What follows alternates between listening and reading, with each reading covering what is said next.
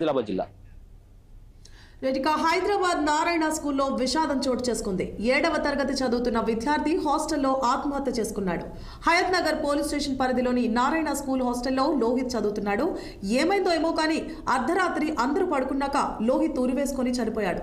ఈ విషయం తెలియగానే రంగంలోకి దిగారు పోలీసులు. దీనిపై కేసు నమోదు చేసుకుని దర్యాప్తు చేస్తున్నారు. అటు నారాయణ స్కూల్ వద్ద భారీగా పోలీసులు మోహరించారు.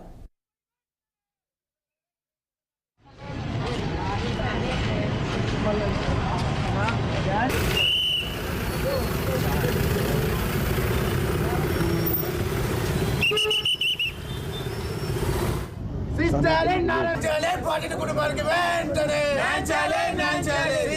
కార్పొరేట్ విద్యా సంస్థలను వెంటనే విద్యార్థి చౌక కారణమైన నారాయణ స్కూల్ వెంటనే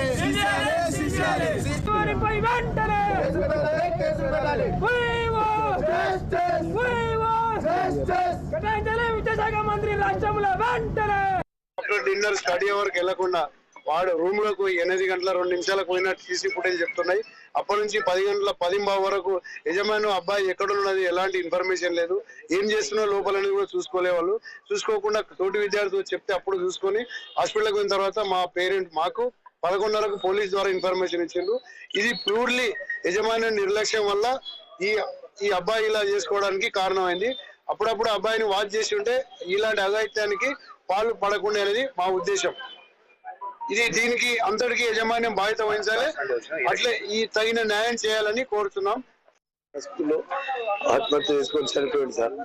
యజమాన్యం నిర్లక్ష్యం వల్ల, నారాయణ యజమాన్యం నిర్లక్ష్యం వల్ల నా కొడుకును పుట్టన పెట్టుకున్నారు నారాయణ యాజమాన్యం. నిన్న ఏం జరిగింది అప్డేట్ లేదు. వీళ్ళకి లక్షల్లో ఫీజులు కట్టి మా బాబుని ఇక్కడ అప్పగించిపోతే నాకు ఇది ఇచ్చారు సార్ గిఫ్ట్.